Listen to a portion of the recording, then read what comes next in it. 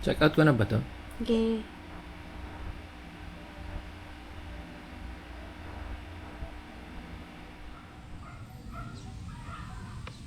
Alright. So meron tayong bagong tent. Nature Hike, Village 6, Ridge 2.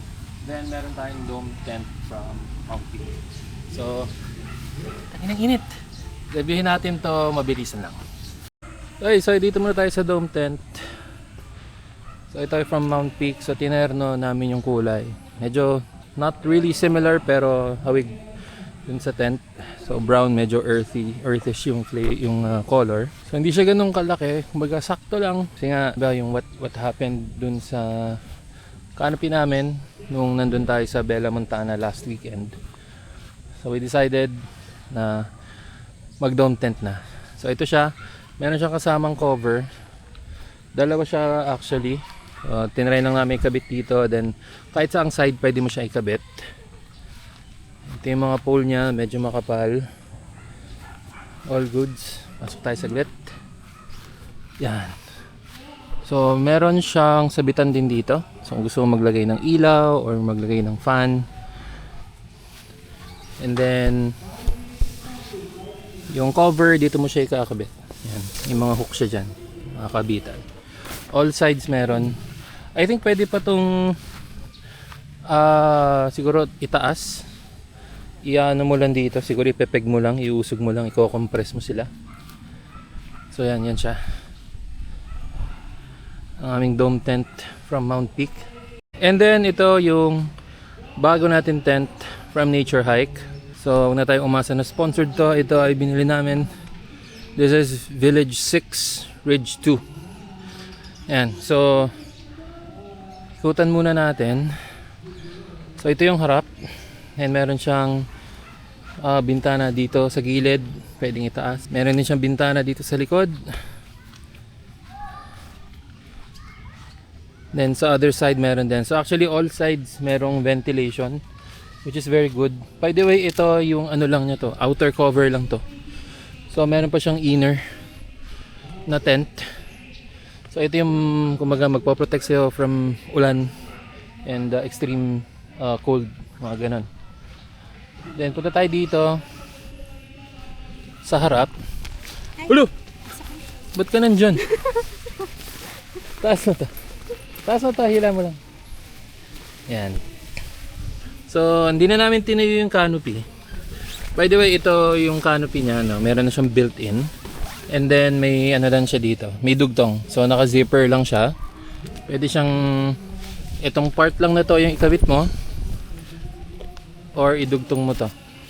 May kasama na rin siyang pole, yung mga peg, mga tali of course. And then ito yung entrada niya.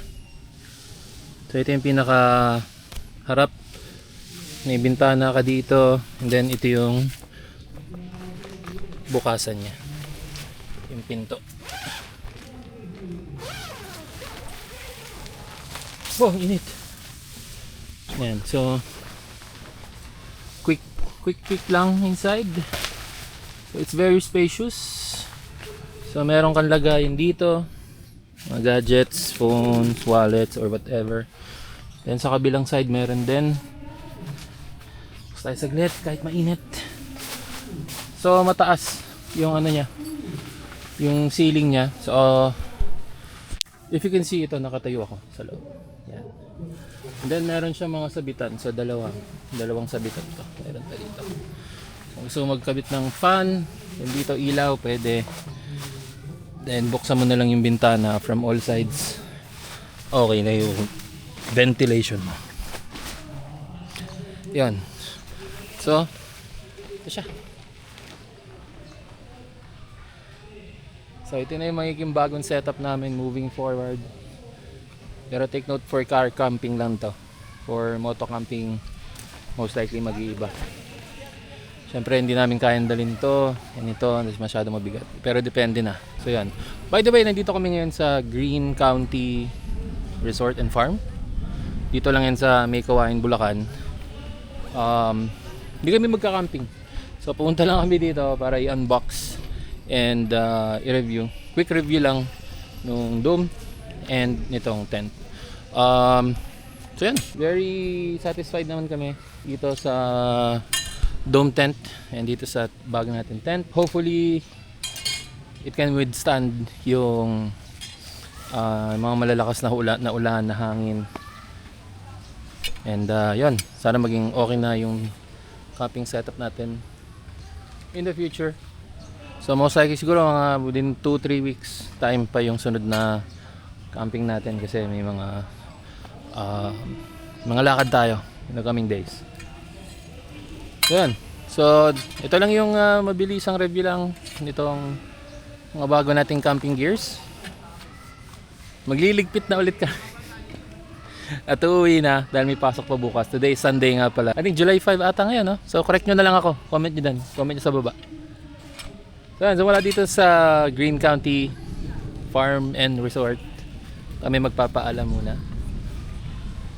See you sa next camp. Surprise kung saan. Okay? Subscribe na kayo. Bye bye.